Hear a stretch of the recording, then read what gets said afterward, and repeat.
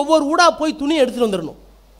இரவோடு இரவாக துவைத்து விடிய காலம் 6 மணிக்கெல்லாம் துணியை காய வச்சிடணும். சூரிய வெளிச்சம் வந்ததற்கு பிறகு அவன் வீட்டை விட்டு வெளியே வரக்கூடாது. 1927 வரைக்கும் புரதவண்ணான்னு ஒரு ஜாதி திருநெல்வேலி மாவட்டத்தில் இருந்துச்சுன்னு யாருக்காவது தெரியுமா? இன்றைக்கு எல்லோரும் ஒரு ஒளி மிகுந்த ஒரு மிகப்பெரிய மேடையில் உட்கார்ந்து இருக்கிறோம். ஆதி திராவிடர்கள் இருக்கிறார்கள், பிற்படுத்தப்பட்டவர்கள் இருக்கிறார்கள், எல்லோரும் இன்றைக்கு ஒற்றுமையாக இருக்கிறோம். எல்லோருக்கும் காஃபி வருது, டீ வருது, வடை வருது, சாப்பிட்டுட்டு இருக்கமே. ஆனால் சில உண்மைகள் உங்களுக்கு தெரியுமா? புரதவண்ணான்னு ஒரு ஜாதி 1927 வரைக்கும் இதுதான் நிலைமை. இன்னும் கூட உங்களுக்கு சொல்லுகிறேன், 1931 வரை பனகல் அரசர் அமைச்சராக வருகிற வரை, நீதி கட்சி ஆட்சி வருகிற வரை தமிழ்நாட்டில் சமஸ்கிருதம் தெரிந்தால் மட்டும்தான் MBBSல இடம் கிடைக்கும். உங்களுக்கு கேட்டால் புதுசாக இருக்கும். இது அண்ணா எழுதுகிற போது எழுதுகிறார், தம்பி என்ன முழங்காலுக்கும் முட்டிக்காலுக்கும் முடிச்சு போடுறேன்னு, தலைக்கு முடிச்சு போடுறேன்னு கேட்குறியே, இது ஒன்றும் புதிதல்ல என்று சொல்லிவிட்டு அவர் சொல்லுகிறார், சமஸ்கிருதம் தெரிந்தால் மட்டும்தான் MBBSல இடம் கிடைக்க வேண்டும் என்று பார்ப்பனர்கள் சட்டம் வகுத்தார்கள். அந்த சட்டத்தை தூக்கி எறிந்தது முத்தையா முதலியார் வந்ததற்கு பிறகுதான் என்று அண்ணா எழுதினார். இன்னும் எத்தனையோ சொல்லிட்டு போகலாம். ஆனால் நான் சொல்ல வருவது, அன்னி பெசன்ட் அம்மையார் வந்ததற்கு பிறகு இந்து மதத்தினுடைய தத்துவங்களை உள்வாங்கி கொண்ட காங்கிரஸ் தாழ்த்தப்பட்ட பிற்படுத்தப்பட்ட மக்களை புறக்கணித்ததற்கு பிறகு திடீரென்று அதற்கு தோன்றிய ஞானம் எதனால் வந்தது என்றால் இந்த மூவரால், இந்த திராவிட இயக்கத்தால் வந்தது. அதற்கு பிறகு என்ன நடந்தது? 2 மிகப்பெரிய ஆவணங்களை மீண்டும் குறித்து வைத்துக் கொள்ளுங்கள். 1909ஆம் ஆண்டு மிண்டோ மார்லி சீர்திருத்தம். மிண்டோ மார்லிலாம் வெள்ளக்காரங்க பேர், அப்போல்லாம் வைஸ்ராய், அங்கிருந்து ஆட்சி நடத்தணும். லண்டனிலிருந்து இங்கே வந்து ஆட்சி நடத்திவிட்டு அங்கே போவார்கள். பிரிட்டிஷ் அரசாங்கத்தின் கீழே பல நாடுகள் இருந்தது. இந்தியாவுக்குன்னு ஒரு ஆட்சி அமைப்பாங்க. ஆட்சி அமைச்சதுக்கு பிறகு இந்தியாவில் கொஞ்ச நாள் கவர்னராக இருந்துட்டு அவர் கொண்டு போய் சிலோனில் போட்டுருவாங்க, இல்லைன்னா மலேசியாவுக்கு அனுப்பிச்சிடுவாங்க. எல்லாரும் அவங்க நாடு தானே. ஆக மிண்டோ மார்லி சீர்திருத்தம் 1919. அப்புறம் செம்ஸ் போர்டுன்னு அதுக்கு முன்னாடியே ஒன்று வந்தது, அது 1909. 1919 மிண்டோ மார்லி செம்ஸ் போர்டுங்கிற 2 சீர்திருத்தம் வந்தபோது இஸ்லாமியர்களுக்கு இடஒதுக்கீடு கொடுத்தார்கள். இஸ்லாமியர்கள் படிக்க வைப்பதற்கு இடஒதுக்கீடு பள்ளிக்கூடங்களிலே தரப்பட்டது. அப்போது கூட தாழ்த்தப்பட்டவர்களுக்கு, பிற்படுத்தப்பட்டவர்களுக்கு, ஏனைய இந்துக்களுக்கு இடஒதுக்கீடும் இல்லை, கல்வி அறிவும் இல்லை. ஆக 2 மிகப்பெரிய சீர்திருத்தங்கள் வந்ததற்கு பிறகு எல்லைக்காரர்கள் தருவதாக இருந்தார்கள். ஆனால் இங்கே இருக்கிறவர்கள் யாரும் ஒப்புக்கொள்ளவில்லை. அதற்கு பிறகுதான் காங்கிரஸிலே பணியாற்றி கொண்டிருந்த பெரியார், கள்ளுக்கடை மறியலிலே தீவிரமாக பணியாற்றி கொண்டிருந்த பெரியார், காந்தியை தனிப்பட்ட முறையில் தெரிந்து வைத்திருந்த பெரியார், காந்தி சொன்னார் என்பதற்காக கதர் ஆடையை தன்னுடைய தோளிலே சுமந்து கொண்டு ஊர் ஊராக கொண்டு போய் விற்ற பெரியார், காந்தி சொன்னார் என்பதற்காக கள்ளுக்கடை கூடாது என்பதற்காக தன் வீட்டு நிலத்தில் இருந்த 500 தென்னை மரங்களை வெட்டி எறிந்த பெரியார், 1920ஆவது ஆண்டு காங்கிரஸ் கட்சியில் தமிழ்நாட்டில் ஒரு தீர்மானத்தை கொண்டு வருகிறார்கள். என்ன தீர்மானம்? திருநெல்வேலியில் நடைபெற்ற அந்த தீர்மானம் 26வது மாநாடு. சீனிவாச ஐயங்கார் காங்கிரஸ் கட்சியினுடைய தலைவர், மாநாட்டினுடைய தலைவர். பெரியார் என்ன தீர்மானம் கொண்டு வந்தார்? எங்களுக்கு இடஒதுக்கீடு வேண்டும், எங்களுடைய பிள்ளைகள் படிக்க வேண்டும், பிற்படுத்தப்பட்டவர்கள் தாழ்த்தப்பட்டவர்கள் படிக்க வேண்டும் என்று சொன்னார்கள். நிராகரித்து விட்டார்கள். அதற்கு பிறகு 1922 மீண்டும் திருப்பூர் மாநாடு. திருப்பூர் மாநாட்டிலே பெரியார் மீண்டும் ஒரு தீர்மானத்தை கொண்டு வருகிறார். நாங்கள் கல்வி அறிவு இல்லாமல் இருக்கிறோம், எங்களுடைய சமூகம் காட்டு மிராண்டிகளாக இருக்கிறது, தாழ்த்தப்பட்டவர்கள் அதை காட்டிலும் இன்னும் கேவலமாக இருக்கிறார்கள், மிருகங்களாக, படிப்பு வேண்டும். மீண்டும் தூக்கி எறிந்தார்கள். தலைவர் யார் தெரியுமா? சத்தியமூர்த்தி, சில்வர் டங் சத்தியமூர்த்தின்னு பேர். ஆங்கிலமும் தமிழும் அவ்வளோ அழகாக பேசக்கூடிய ஒரு ஐயர். அதனால தான் எப்பவுமே படிப்புக்கும் சமூக அறிவுக்கும் சம்பந்தம் இல்லை. படித்தவனெல்லாம் அறிவாளி அல்ல, அறிவாளி எல்லாம் தலைவனாக ஆக முடியாது. வெறுமனா படிச்சுட்டு 99.9 மார்க் வாங்கினா வெறும் மார்க் தான். ஆனால் படித்ததை எவன் உள்வாங்கி கொண்டு இந்த சமூகத்திற்காக உழைக்கிறானோ அவன்தான் தலைவனாக உயர முடியும். ஆனால் சத்தியமூர்த்தி ஐயர் தமிழ்நாட்டுடைய அமைச்சராக இருந்தவர், ஆங்கிலம் தமிழ் இரண்டும் நன்றாக பேசக்கூடியவர். அவர் இந்த தீர்மானத்தை தூக்கி எறிந்தார். பெரியார் பொறுத்து பார்த்தார். 1920 திருநெல்வேலி, 22 திருப்பூர் மாநாடு பொறுத்து பார்த்துவிட்டு கடைசியாக காஞ்சிபுரம் மாநாடு 1925 அதே தீர்மானத்தை கொண்டு வந்தபோது அதையும் தூக்கி எறிந்தார்கள். அன்றைக்குத்தான் கதரை தூக்கி திரிந்த பெரியார், தென்னை மரத்தை கல்லுக்காக வெற்றிய பெரியார் முதலாக காங்கிரஸை விட்டு வெளியே வந்து இனிமேல் காங்கிரஸை ஒழித்து விட்டுத்தான் மறு வேலை என்று சுயமரியாதை இயக்கத்தை துவக்கி வைத்த ஆண்டு 1925. அதுதான் திராவிட இயக்கத்தினுடைய மிக அடர்த்தியான ஆண்டு என்று சொன்னால் அதில் தப்பிருக்க முடியாது. அந்த 1925க்கு பிறகு எத்தனை மாற்றங்கள். 1925க்கு பிறகுதான் 27 சைமன் கமிஷன் வந்தது.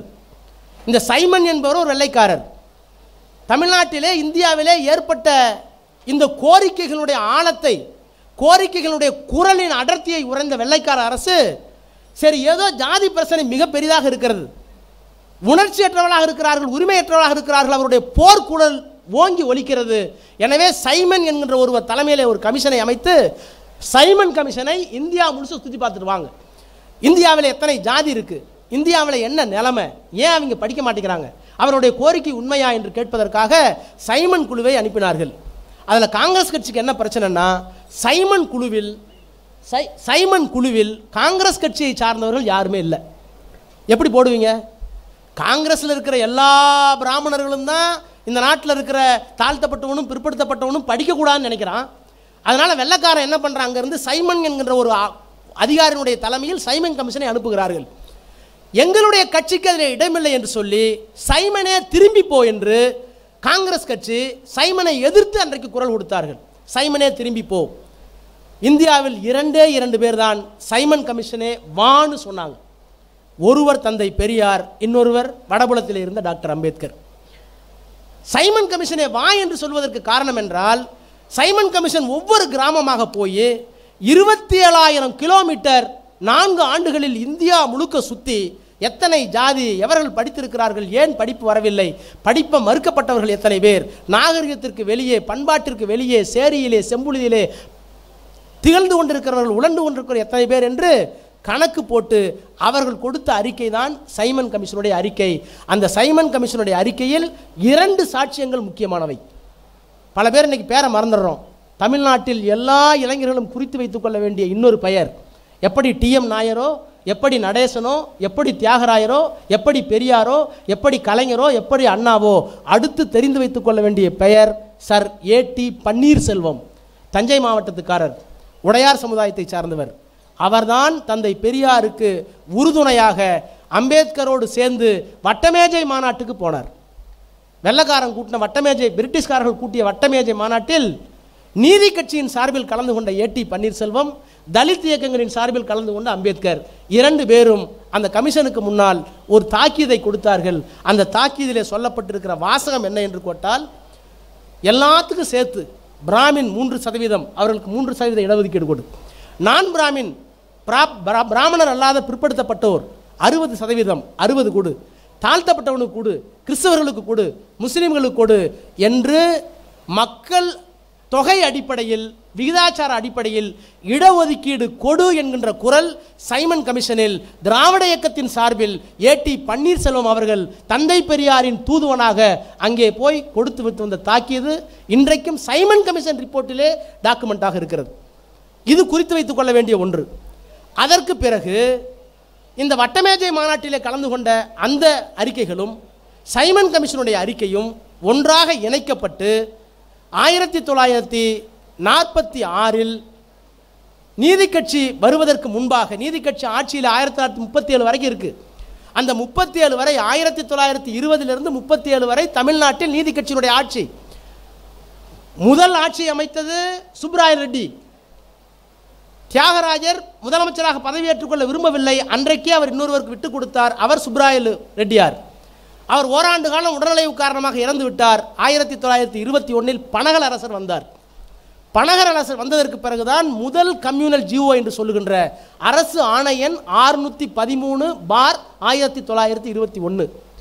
அவர்தான் மொத்த இடம் 14ன்னு சொன்னா, நான் பிராமின் என்று சொல்லுகின்ற பார்ப்பனர் அல்லாத பிற்படுத்தப்பட்டவர்களுக்கு 6 இடங்கள், கிறிஸ்டியனுக்கு 2, முஸ்லீமுக்கு 2, பிராமணருக்கு 2, ஆங்கிலோ இந்தியனுக்கு 1 என்று சொல்லி மொத்தம் 14 இடம்னா இப்படி தான் பிரிக்கணும்னு முதலாக பனகல் அரசர் 1921 ஆண்டு ஜிஓ நம்பர் 613/1921 ஆணையை கொண்டு வந்தார். ஆனால் அந்த ஆணையை நடைமுறைப்படுத்த விடாமல் தொடர்ந்து 7 ஆண்டு காலம் இழுத்தடித்தார்கள். அதற்கு பிறகு 1927 முத்தையா முதலியார் வந்ததற்கு பிறகுதான் அந்த கம்யூனல் ஜிஓ என்கின்ற வகுப்புவாரி பிரதிநிதித்துவம் அமலுக்கு வந்தது. ஒன்றை தெரிந்து கொள்ள வேண்டும், காலமெல்லாம் கடவுள் இல்லை, கடவுள் இல்லவே இல்லை, கடவுளை கற்பித்தவன் முட்டாள், கடவுளை வணங்குகிறவன் காட்டுமிராண்டி என்று 1967 தான் பெரியார் முழங்கினார். எல்லாரும் என்ன நினைச்சிட்டு இருக்கோம், பெரியார் ஒரு நாத்திகவாதி, அவர் நாத்திகராக ஆக்கப்பட்டார் சமூக கொடுமைகளால். அவர் இன்னும் சொல்ல போனால் குடியரசு இதழை ஆரம்பித்த போது அந்த முதல் குடியரசு இதழை துவக்கி வைத்தவர் திருப்புலியூர் ஞானிகார் அடிகள், அவரே ஒரு சாமியார். அந்த முதல் குடியரசில் சிலுவை இருக்கு, மசூதி இருக்கிறது, கோயில் இருக்கிறது. ஆக பெரியார் ஆரம்பித்த முதல் இதழில் சர்ச் இருக்கு, சிலுவை இருக்கு, மசூதி இருக்கு, கோயில் இருக்கு. இந்த மூணையும் போட்டு தான் பெரியார் இதழ் ஆரம்பித்தார். ஆனால் 67 தான் திராவிட முன்னேற்ற கழகம் ஆட்சிக்கு வந்ததற்கு பிறகுதான் கடவுள் இல்லை, கடவுள் இல்லவே இல்லை என்று சொன்னார். ஆனால் நண்பர்களை குறித்து வைத்துக் கொள்ளுங்கள், அவருடைய வீட்டிலே 2 பெரிய நிகழ்ச்சி நடந்தது. ஒன்று அவருடைய அண்ணன் மகன் ஈவேகே சம்பத்தினுடைய திருமணம். அந்த சம்பத்தினுடைய திருமணத்தை முத்தையா முதலியார் விபூதி பூரா நெத்தியில் கொட்டி வச்சிருந்த சிவ பக்தர் சைவ பழம் முத்தையா முதலியார். ஏனென்றால் அவர் அமைச்சராக இருக்கிற போதுதான் தமிழ்நாட்டில் முதலாக பிற்படுத்தப்பட்டவனுக்கும் கிறிஸ்தவர்களுக்கும் முஸ்லிம்களுக்கும் இடஒதுக்கீடு கொடுத்த ஒரே ஒரு தலைவன் முத்தையா முதலியார் என்ற காரணத்தினால் பக்தியிலே திளைத்திருந்த முத்தையாவை கூட்டி வந்து தன்னுடைய இல்லத்தை திருமணத்தை நடத்தி வைத்தார். அப்புறம் தன்னுடைய மனைவி இறந்து போய்விட்டது நாகம்மையார். மனைவி இறந்த போது உலகத்தில் யாராவது இப்படி சொல்லுவானா? யாராச்சும் மனைவி இறந்து போயிட்டா எனக்கு இருந்த ஒரே துன்பமும் போச்சு, நான் விடுதலை பெற்றேன்னு சொல்லுவானா? பெரியார் சொன்னார், நாகம்மை வாழ்ந்ததும் வாழ ஆசைப்பட்டதும் எனக்காகத்தான். அவள் பெண்ணடிமை வேண்டாம் என்று சொன்ன எனக்கு அடிமையாக இருந்தாள் என்று சொல்வதற்கு வெட்கமாக இருக்கிறது. ஆனாலும் தோழர்களே, தமிழர்களே சொல்லுகிறேன், எனக்கு இருந்த ஒரே ஒரு தடையும் நீங்கிவிட்டது. இனிமேல் என்னுடைய உடல் பொருள் எல்லாவற்றையும் உங்களுக்குத்தான் செலவழிப்பேன் என்று குடியரசிலே தலையங்கம் எழுதிய ஒரு மாவீரன், ஒரு மகத்தான தலைவன் தந்தை பெரியாரை தவிர உலகத்தில் வேறு யாரும் இருக்க முடியாது. அந்த நாகம்மையினுடைய படத்தை திறந்து வைப்பதற்கு யாரை கூப்பிட்டார்னா திருவிக்காவை கூப்பிட்டார். திருவி கல்யாண சுந்தரம் முழுக்க பட்டை போட்டுட்டு இருப்பார். இன்னும் கூட உங்களுக்கு சொல்லுகிறேன், திருவிக்காவும் பெரியாரும் நண்பர்கள், பதிவு இருக்கிறது. 2 பேரும் ட்ரெயினில் போய் ஈரோட்டில் தங்குறாங்க. காலையில் குளித்த உடனே திருவிக்கா பட்டடிச்சுக்கணும். பட்டடிக்கிறன்னா அவங்களால வெளியே வரவே முடியாது. காவிரி கரைக்கு போயிட்டார், ஈரோட்டில் போகிறாரு, ஆத்தங்கரைக்கு குளிக்க போயிட்டார். திருவிக்கா போய் குளிச்சுட்டு வரும்போது பார்த்தாக்க பெரியார் நின்றுட்டு இருக்கார் ஒரு பையோட. என்ன நாயக்கர்னா பெரியார், என்ன நாயக்கர் இங்கே வந்து நிற்கிறீங்க நான் குளிக்கும்போது, நீங்கள் தான் ஒன்றும் அவ்வளோ தினமெல்லாம் குளிக்க மாட்டீங்கன்னு கேட்டப்ப, இல்லை நண்பா, நீ குளிச்சுட்டு வரும்போது விபூதி வைத்துக் கொள்ள வேண்டும் என்பதற்காக விபூதி பொட்டலத்தை நீ மறந்து வைத்து விட்டாய், அதை நான் கொண்டு வந்திருக்கிறேன் என்று கரையிலே நின்று விபூதியை திருவிக்காவுக்கு கொடுத்த பெருமை பெரியாருக்கு உண்டு. ஆனால் அவர் பக்தர் அல்ல.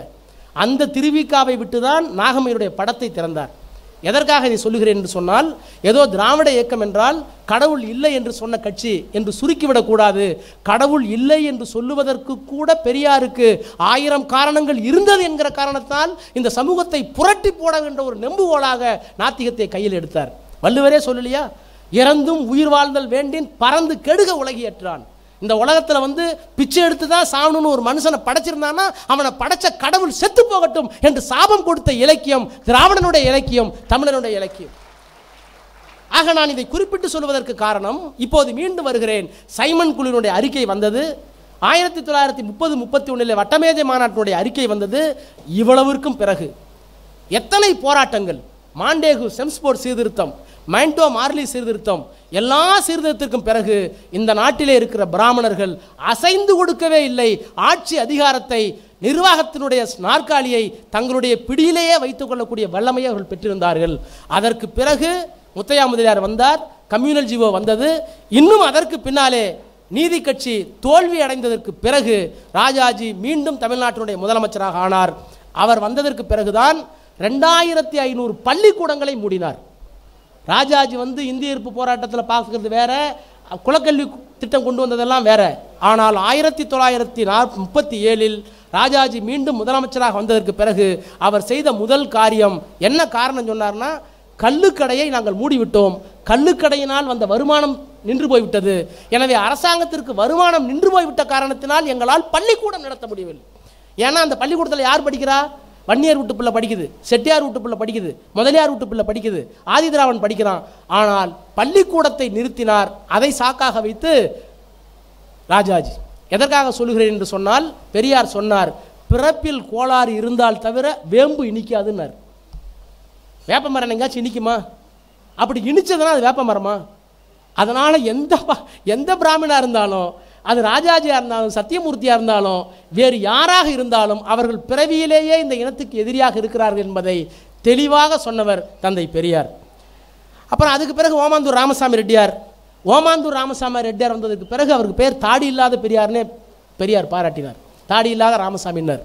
ஏன்னா அவர் வந்ததற்கு பிறகுதான் மீண்டும் இடஒதுக்கீடு. மொத்தம் 14 இடம் இருக்கிறது வச்சுக்கிட்டோம்னா அதில் நான் பிராமினுக்கு 6, பிராமினுக்கு 2, backward class 2, schedule cost 2, Adi Dravidar 2, முஸ்லீமுக்கு 2, பிற்படுத்தப்பட்டோருக்கு 6, பிராமணர்களுக்கு 2ன்னு அவர் பிரித்து கொடுத்தார். அதற்கு பிறகு எல்லாம் சரியாக வந்தது. இந்தியா சுதந்திரம் அடைந்து விட்டது. 1947 சுதந்திரம் அடைந்து விட்டது. ரிசர்வேஷன் கொடுத்தாச்சு. வடக்கே என்ன நடந்தது தெரியுமா? 1935 கவர்மெண்ட் ஆஃப் இந்தியா ஆக்ட் 1935 பேர். இன்றைக்கு இருக்கிற அரசியல் சட்டத்திற்கு முன்னோடி எது என்று கேட்டால், வெள்ளைக்காரர்கள் காலத்தில் ஒரு அரசியல் சட்டம் இருந்தது. அந்த சட்டத்திற்கு பெயர் இந்திய சட்டம் 1935. ஆங்கிலத்தில் கவர்மெண்ட் ஆஃப் இந்தியா ஆக்ட் 1935. அந்த 1935வது அரசியல் சட்டத்திலேயே இடஒதுக்கீடு வழிவகை செய்த சரத்துக்கள் அங்கே இருக்கிறது. இந்தியா சுதந்திரம் அடைந்து விட்டது. சுதந்திரம் அடைந்ததற்கு பிறகு எல்லோரும் ரிசர்வேஷன் என்று சொல்லுகின்ற வகுப்புரிமையை, இடஒதுக்கீட்டை அனுபவித்துக் கொண்டிருக்கிறோம். எந்த பஞ்சமும் இல்லை. நம்முடைய ஆட்சி திராவிட முன்னேற்ற கழகத்துடைய ஆட்சி அல்ல. குறைந்தபட்சம் பிரிட்டிஷ்காரர்கள் சென்று விட்டார்கள். இந்தியருடைய ஆட்சி நடைபெற்றுக் கொண்டிருக்கிறது. காங்கிரஸ் ஆட்சி நடைபெற்றுக் கொண்டிருக்கிறது. திடீர்னு 1951 செண்பகம் துரைசாமி அப்படிங்கிற ஒரு பெண், பிராமண பெண், ஒரு வழக்கு போடுறாங்க. ஏனென்றால் அரசியல் சட்டம்லாம் இப்போ வந்துருச்சு. அரசியல் சட்டம் வந்ததுக்கு பிறகு, அம்பேத்கர் அரசியல் சட்டம் எழுதியதற்கு பிறகு தாழ்த்தப்பட்டவர்களுக்கும் பிற்படுத்தப்பட்டவர்களுக்கும் இடஒதுக்கீடு வேண்டும். அதில் படித்தவர்கள் இளைஞர்கள் தெரிந்து கொள்ளணும்னா அரசியல் சட்டத்தில் என்ன சொல்லியிருக்குன்னா, சோஷியலி அண்ட் எஜுகேஷனலி பேக்வேர்ட். ஏன்னா பல பேர் இப்போ போட்டு குழப்பறான், சோஷியலி அண்ட் எக்கனாமிக்கலி பேக்வேர்ட். ஐயோ, பிராமின் பையனுக்கெல்லாம் சாப்பாட்டு கூட இடம் இல்லையே, ரொம்ப ஏழையாக இருக்காங்க. எங்கள் வீட்டில் ஒரு பிராமண பையன் இருக்கார், அவர் போய் பூஜை பண்ணிட்டு கொண்டுட்டு வந்தால் தான் சாப்பாடு, கோயிலில் உடைக்கிற தேங்காய் தான் சாப்பாடு, அந்த பையனை படிக்க வைக்கிறது இல்லையான்னு கேட்குறாங்க. அதைத்தான் பெரியார் கேட்டார். உனக்கு ஈரம் இருக்கும்டா, உனக்கு பலகீனமான இதயம், பக்கத்து வீட்டில் ஒரு பிராமின் ஏழையாக இருந்தால் உனக்கு பரிதவிச்சு போயிடுவேன். ஆனால் நான் கேட்கிற கேள்விக்கு பதில் சொல். இவ்வளவு ஏழ்மைக்கு பிறகும், இவ்வளவு தரித்திரத்திற்கு பிறகும், இவ்வளவு மோசமான சூழ்நிலைக்கு பிறகும் கல் உடைக்கிற பாப்பாத்தியை கண்டதுண்டா? மாட்டு வண்டி இழுக்கிற பார்ப்பானை கண்டதுண்டா? மலம் அள்ளுகிற பாப்பாத்தியை கண்டதுண்டா? ஏன் அதுக்கு மட்டும் வரமாட்டேன்றான் என்று புரூட்டலாக, அதாவது கடுமையாக கேள்வி கேட்டவர் தந்தை பெரியார். 1951 ஒரு மிகப்பெரிய சிக்கல் நடந்தது. எல்லாம் நல்லபடியாக நடந்து கொண்டிருந்தது. செண்பகம் துரைசாமி என்கின்ற ஒரு பிராமண பெண்மணி வழக்கு போட்டு, அந்த வழக்கில் என்ன சொன்னார் என்று சொன்னால், ஜாதி அடிப்படையில் இடஒதுக்கீடு கூடாது அப்படின்னு ஒரு கேஸ் போட்டாங்க. என்ன கொடுமை என்றால், அரசியல் சட்டத்தை உருவாக்கிய 5 பேரில் அம்பேத்கரோடு சேர்ந்து அரசியல் சட்டத்தை உருவாக்கிய அல்லாடி கிருஷ்ணசாமி ஐயங்கார் அப்படிங்கிற ஒருத்தர் தான், ஒரு பெரிய வழக்கறிஞர், மத்தியிலே அமைச்சராக கூட இருந்தார். அவர் தான் எந்த அரசியல் சட்டத்தை எழுதி அவர் கையெழுத்து போட்டாரோ அந்த அரசியல் சட்டத்துக்கு எதிராக இடஒதுக்கீடு கூடாதுன்னு இந்த செண்பகம் துரைசாமிக்கு உயர்நீதிமன்றத்தில் வழக்கறிஞராகவும் ஆஜரானார். பெரிய கொடுமை. அரசியல் சட்டத்தை எழுதி நாடாளுமன்றத்திலே ஒப்புவித்த போது நீ கையெழுத்து போட்டிருக்கிறாய். ஆனால் நீ எழுதிய, நீ ஒப்புக்கொண்ட அரசியல் சட்டத்துக்கு எதிராக கருப்பு கோட்டை போட்டு கொண்டு வந்து சென்னை உயர்நீதிமன்றத்தில் இந்த ஒதுக்கீடு தவறு என்று சொல்லி வாதாடி வெற்றியும் பெற்றார். ஆக இடஒதுக்கீடு 1951 யார் அரசியல் சட்டத்தை கொண்டு வந்தார்களோ அவர்களில் ஒருவர் வாதாடி அந்த சட்டம் ரத்து செய்யப்பட்டது. அப்போதுதான் தந்தை பெரியார் எழுந்து நின்றார், எழுந்து குரல் கொடுத்தார். பெரியாருடைய போராட்டம் மிகப்பெரிய போராட்டம். அப்போ அவர் ஸ்டேட்மெண்ட் கொடுத்தார், திராவிட சமுதாயத்து மக்களே, களப்பணி ஆவதற்கு தயாராக இருங்கள். இது பெரியாருடைய வார்த்தை. அடுத்து அவர் சொல்றார், கொஞ்சம் பட்டவர்த்தமாக தான் பேசுவார். திராவிடர்களுடைய எண்ணிக்கையை கணக்கிலே கொள்ளுகிற போது, ஆதி திராவிடர்களுடைய எண்ணிக்கையை கணக்கில் கொள்ளுகிற போது, இந்த போராட்டத்தில் நாம் ஒரு 10,000 பேர் செத்தால் அது ஒன்றும் நட்டமல்ல, தலைமுடியை சீவி கொள்ளுகிற போது பறக்கிற மயிருக்கு சமம்னார். ஒரு 10,000 பேர் செத்தீங்கன்னா திராவிட சமுதாயத்தில் இந்த இடஒதுக்கீட்டுக்காக. அது வேற ஒன்றும் கிடையாது. நிறைய பேர் இருக்கும் ஜனம், இவ்வளோ பேர் படிச்சுட்டு முட்டாளாக தானே இருக்கும், முன்னாடி தான் வச்சிருக்கிறான். அது ஒன்றும் இல்லை, கண்ணாடிக்கு முன்னால் தலைவாரி கொண்டால் அதில் இருந்து பறந்து போகிற 4 மயிருக்கு சமம், வாங்கள் உயிர் பயிர் செய்வோம் என்று சொல்லி ஒரு மிகப்பெரிய போராட்டத்தை அறிவித்துவிட்டு அந்த போராட்டத்தை வெற்றிகரமாக செய்து முடித்தவர் பெரியார். போராட்டம் நடைபெற்று கொண்டிருக்கிறது. மத்திய அமைச்சர் வல்லபாய் பட்டேல், இரும்பு மனிதர், எதற்கும் கலங்காத மனிதர், இங்கே சென்னைக்கு வந்தார். சென்னைக்கு வர்ற வரைக்கும் அவருக்கு தெரியாது. அப்போ டிவி கிடையாது, அப்போ சேனல் கிடையாது, அப்போ செல்போன் கிடையாது. சென்னைக்கு வந்ததற்கு பிறகு ஏன் இவ்வளவு பெரிய போராட்டம் என்று உள்துறை அமைச்சராக இருந்த வல்லபாய் பட்டேல் கேட்கிறார்.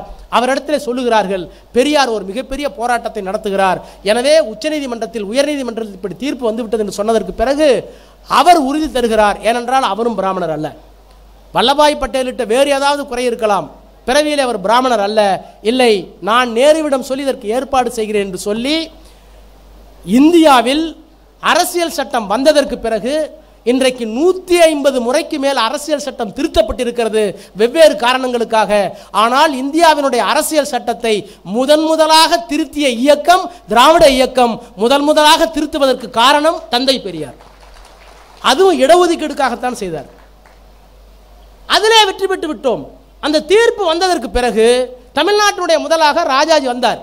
ராஜாஜி வந்ததற்கு பிறகு மீண்டும் அவர் என்ன சொல்லுகிறார், குலக்கல்வி திட்டம், கொஞ்ச நேரம் பள்ளிக்கூடத்தில் படிங்க, காலையில் 8 மணிக்கு போங்க, 12 மணி வரைக்கும் பள்ளிக்கூடத்தில் படிங்க, 12 மணிக்கு மேலே சாப்பாடு கொடுக்குறோம், சாப்பாட்டுக்கு பிறகு உங்கள் அப்பா குயவனாக இருந்தால் நீயும் மண்பாண்டம் செய், உங்கள் அப்பா சக்கிலியாக இருந்தால் நீயும் தோல் எடுத்துகிட்டு போயிடு, உங்கள் அப்பா பறையனாக இருந்தால் நீயும் பறையடி, உங்கள் அப்பா செட்டியாராக இருந்தால் நீயும் செட்டியார் வேலை பார், உங்கள் அப்பா வைசியனாக இருந்தால் அங்கே போ.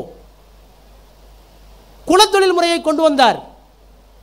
அதற்கும் தந்தை பெரியாருடைய போராட்டம் தான் தேவைப்பட்டது. அப்ப அவர் சொன்னார், இன்னொரு ஸ்டேட்மெண்ட் கொடுத்தார், குலக்கல்வி திட்டம் வருகிற போது பெட்ரோல் வைத்துக் கொள்ளுங்கள். வன்முறையை ஒருபோதும் விரும்பாதவர் தந்தை பெரியார். ஆனால் அவர் ஆத்திரப்பட்டு சொன்னார், தேவை என்றால் பெட்ரோல் வைத்துக் கொள்ளுங்கள், கத்தி வைத்துக் கொள்ளுங்கள், நான் நாள் குறிப்பேன் என்று சொன்னவர் தந்தை பெரியார் இந்த சமூகத்திற்காக. பிறகு அதிலேயும் வெற்றி பெற்றோம். குலக்கல்வி திட்டத்தை ரத்து செய்தார்கள். காமராஜர் முதலமைச்சராக வந்தார். காமராஜர் முதலமைச்சராக வந்தபோது திராவிட முன்னேற்ற கழகத்திற்கும் காமராஜருக்கும் எதிரும் புதிராக இருந்தோம். பெரியார் ஒரு காலத்தில் காமராஜரை எதிர்த்து விட்டுத்தான் அரசியலில் இருந்தார். ஆனால் ஊரெல்லாம் பள்ளிக்கூடம் திறந்தார் என்பதற்காக அந்த காமராஜரை பச்சை தமிழர் காமராஜர் என்று பாராட்டினார், தந்தை பெரியார் பாராட்டினார்.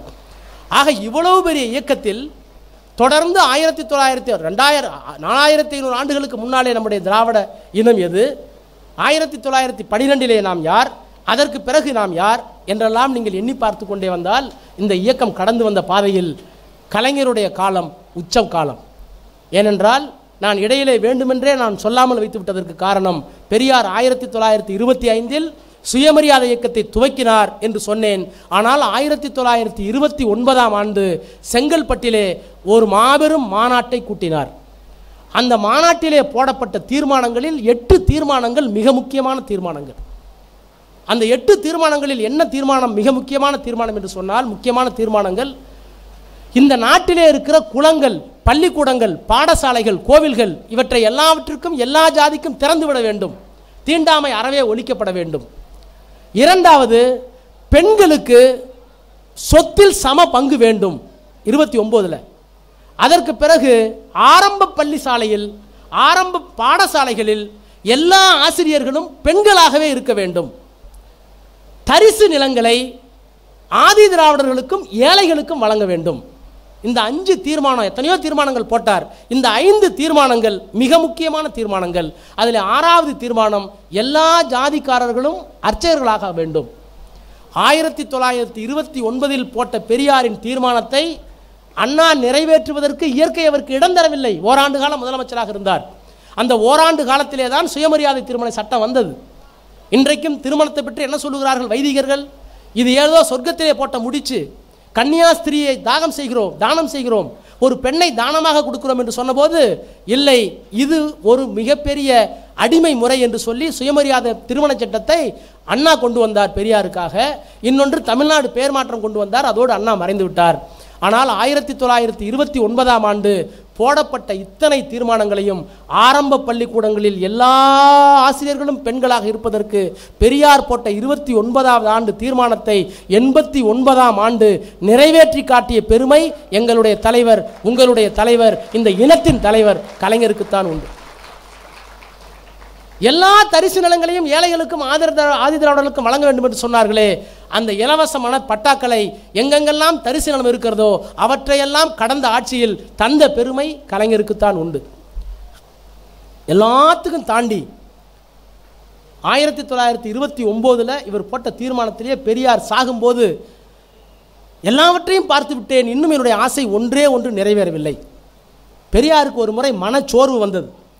என்ன மனச்சோர்வு என்றால், இந்த மக்களுக்காக உழைத்து உழைத்து பார்க்கிறேன், இந்த மக்களிடத்திலே நன்றி எனக்கு ஒன்றும் பெரிதாக இல்லை, என்னை செருப்பால் அடிக்கிறார்கள், கல்லால் அடிக்கிறார்கள், மலத்தை வீசுகிறார்கள். பெரியார் அப்போது சொன்ன வாசகம், நன்றி மறப்பதும் நயவஞ்சகம் செய்யாமல் இருப்பதும் தமிழனுக்கு நஞ்சுனர். இது எல்லா வீட்லையும் மாட்டி வச்சுக்கணும். நன்றி மறப்பதும் நயவஞ்சகம் செய்யாமல் இருப்பதும் தமிழனுக்கு நஞ்சுன்னு அவர் சொன்னார். எல்லாவர்களுக்காகத்தான் உழைக்கிறேன், ஆனால் எனக்கு வரவேற்பில்லை. வருத்தப்பட்டார், சோர்வடைந்தார். இன்னொன்று சொன்னார், பொது வாழ்க்கையில் நான் ஈட்டியிருக்கிற வெற்றிகள் எல்லாம் என்னுடைய நண்பர்களாலோ எனக்கு உதவிகரமாக இருந்தவர்களாலோ எனக்கு ஏற்பட்டதல்ல, என்னுடைய எதிரிகளால் ஏற்பட்ட அனுகூலங்களே அதிகம்னு அவர் சொன்னார். அந்த பெரியார் 1929ஆம் ஆண்டு போட்ட எல்லா தீர்மானத்தையும் கலைஞர் நிறைவேற்றினார். எல்லா ஜாதியும் அர்ச்சகராகும் என்கிற சட்டத்தையும் கொண்டு வந்தார். ஆனால் கொண்டு வந்ததில் எங்கே சிக்கல் இருக்குன்னா, அந்த திட்டத்தை நடைமுறைப்படுத்தாமல் இவர்கள் பார்த்து கொண்டார்கள். எங்கே முடிச்சு அவிழாமல் இருந்தது என்று சொன்னால், கொஞ்சம் கவனமாக கேளுங்கள், ஜாதி இப்போது இல்லை. நம்ம நாட்டு ஜாதி முறைக்கும் மற்ற நாட்டு ஜாதி முறைக்கு இருக்கிற வித்தியாசம், நம்ம நாட்டினுடைய அடிமை முறைக்கும் மற்ற நாட்டில் இருக்கிற அடிமை முறைக்கும் என்ன வித்தியாசம்னா, வெள்ளைக்காரனுக்கும் கருப்பர் இனத்திற்கும் ஒரு மிகப்பெரிய உரிமை போர். ஆனால் கருப்பர்களுக்கு தாய்மொழி அடிப்படையில் அடையாளம் இல்லை. எந்த கருப்பு, ஆப்பிரிக்காவில் ஒரு கருப்பர் இருக்கான், வெள்ளையில் அமெரிக்காவில் ஒரு கருப்பர் இருக்கிறார்கள். கருப்பர் இனம் அடக்கப்பட்டிருக்கிறது, ஆனால் அந்த இனத்திற்கு அடிநாதமாக மொழி இல்லை, அடிமை முறை இருக்கிறது. நான் கூட இன்னொரு கூட்டத்திலே சொன்னேன், எனக்கு பிடித்த கவிதைகளில் ஒரு கவிதை, பெஞ்சமின் மொலாய்சி என்கின்ற வரலாற்று தென்னாப்பிரிக்க வரலாற்றில் ஒரு கவிஞன் எழுதியிருக்கிறான், விடுதலை போராட்ட கவிஞன். ஒரு பெண்ணை கைது செய்கிறார்கள். ஏனென்று கேட்டால், அந்த கருப்பரினுடைய விடுதலைக்காக அந்த பெண் போராடுகிறாள். அந்த பெண் போராடுகிறாள். போராடுகிற பெண்ணை அடக்க வேண்டும் என்பதற்காக வெள்ளைக்கார அரசாங்கம் அந்த பெண்ணை சிறையிலே வைக்கிறார்கள், போலீஸ் காவலில் வைக்கிறார்கள், விசாரிக்கிறார்கள். ஆனால் சட்டப்படி நீதிமன்றத்திற்கு கொண்டு வர வேண்டும். எனவே அந்த பெண்ணை நீதிமன்றத்திற்கு முன்னாலே கொண்டு வந்து நிறுத்துகிறார்கள். நிறுத்தியவுடன் நீதிமன்றத்தில் என்ன கேட்பார் நீதிபதி?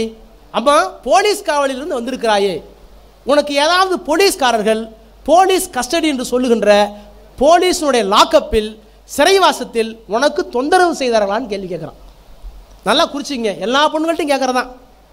நீங்கள் ஜெயிலுக்கு போனாலும் நீதிபதிகிட்ட போகும்போது உங்களுக்கு ஏதாவது தொந்தரவு பண்ணாங்களா, எஸ்ஐ அடித்தாரா, சப் இன்ஸ்பெக்டர் அடித்தாரான்னு கேட்பான்.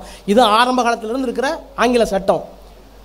இந்த விடுதலைக்காக போராடிய பெண்மணியை நீதிமன்றத்திலே கொண்டு போய் நிறுத்திய போது அந்த பெண்ணிடத்திலே நீதிபதி கேட்கிறார், அம்மா, போலீஸ் காவலில் உன்னை ஏதாவது கொடுமைப்படுத்தினார்களான்னு கேட்குறார். அந்த அம்மா பார்க்குது, சொல்ல விரும்புது, ஆனால் ரெண்டு பக்கமும் போலீஸ்காரன் நிற்கிறான். எங்கேயாச்சும் முட்டாள்தனமாக போலீஸ்காரனை வச்சுக்கிட்டே போலீஸ்காரன் அடித்தான்னு கேட்டால் சொல்லுவாங்களா? ஆனால் அந்த பெண் எப்படி சொன்னாள் என்று பெஞ்சமின் மொலாய்சி என்கின்ற கருப்பர் இன விடுதலைக்கு போராடிய கவிஞன் எழுதுகிறான். அந்த பெண் சொன்னாலாம் சிரித்துக்கொண்டே, நீதிபதி அவர்களே, கணம் நீதிபதி அவர்களே, போலீஸ் காவலில் எனக்கு எந்த குற்றமும் நடைபெறவில்லை, ஆனால் ஒன்றே ஒன்று, இதே பக்கத்திலே நிற்கிறானே இந்த போலீஸ்காரன், அவன் கையிலே இருக்கிற தடிக்கு விந்து பீச்சுகிற ஆற்றல் இருந்தால் நான் ஒரு குழந்தைக்கு தாயாகி விடுவேன் என்று சொன்னான். அவன் கையில் இருக்க லத்தி, இந்த தடிக்கு விந்து பீச்சுகிற ஆற்றல் இருந்தால் நான் ஒரு குழந்தைக்கு தாயாகி விடுவேன். இது கருப்பர் இன விடுதலையில் எழுதி வைத்திருக்கின்ற விடுதலை போராளி பெஞ்சமின் மொலாய்சினுடைய கவிதை வரிகள். ஆனால் ஒன்றை சொல்லுவேன், அந்த கூட்டத்திலே கூட நான் சொன்னேன், ஒரு பெண்ணை நீதிமன்றத்திலே நிறுத்தி உன்னை தாக்கினார்களா என்று கேட்டபோது சிரித்துக்கொண்டே பதில் சொன்னாரே, அந்த நேரத்தில் தளபதியினுடைய முகம் எனக்கு ஞாபகத்திற்கு வரும். மிசாவில் கைமுழுக்க அடியை வாங்கி கொண்டு, காயத்தை சுமைந்து கொண்டு, ரணத்தை எல்லாம் வைத்துக்கொண்டு தலைவர் பார்க்க வருகிறார், தந்தை பார்க்க வருகிறார்ங்கிற போது தனக்கு ஒவ்வாமல் இருக்கின்ற அரைக்காய் சட்டையை தவிர்த்துவிட்டு முழுக்கை சட்டையை வேண்டுமென்றே போட்டுக்கொண்டு தந்தைக்கும் இந்த இயக்கத்திற்கும் தொந்தரவு தரக்கூடாது என்பதற்காக இந்த தளபதி தான் தலைவர் கலைஞர் போய் கேட்டபோது எனக்கு எந்த தவறும் நடக்கவில்லை, தைரியமாக இருந்து சொன்னார். ஆக விடுதலை வேள்வியில் விழுப்புண்களை எவன் சுமக்கிறானோ அவனுக்குத்தான் தலைவனாக வரக்கூடிய அருகதையும் யோக்கியதையும் இருக்கிறது என்பதை தென்னாப்பிரிக்க கவிதை அப்போது சொன்னது. அந்த வரிகளினுடைய இலக்கணமாக பரிணமிக்கிற ஒரு தலைவரைத்தான் நான் இந்த மேடையிலே பார்க்கிறேன். நான் எதற்காக இதை குறிப்பிட்டு சொன்னேன் என்று சொன்னால், கருப்பர் இனம் அடிமைப்பட்டது, உரிமையை கேட்டார்கள். ஆனால் மொழியின் அடிப்படையில் அல்ல, பண்பாட்டின் அடிப்படையில் அல்ல, நிறத்தின் அடிப்படையில். உலகத்திலே எந்த இனமும் அடிமைப்பட்டதோ அடிமைப்பட்டதற்கு பிறகு உரிமையை மீட்பது என்பது மொழியின் அடிப்படையில் அல்ல. ஆனால் இந்த மொழிக்கு மட்டும்தான் இன அடிப்படைக்கு காரணம் மொழி. கன்னடமும் கலிதெலுங்கும் கவின் மலையாளமும் தாயே தமிழே உன் உதிரத்தே உதித்தெழுந்தே ஒன்று பல ஆயடினும் ஆரியம்போல் வளக உலக்கழிந்து அழியா உன் சிறப்பு இனமையினார். கன்னடமும் கலிதெலுங்கும் எல்லாம் தெலுங்கு மலையாளம் கன்னடம் எல்லாம் உன்னிடத்திலே உருவானது. அதனால தான் அவனும் சேர்த்து திராவிடன்னு சொல்கிறோம். அவனுக்கு அந்த உணர்ச்சி இல்லை, அது வேறு விவகாரம். ஆனால் திராவிட இனம் என்பது அடிப்படையில் மொழியை அடிப்படையாக கொண்டது. கால்டுவெல் இதைத்தான் சொன்னார்.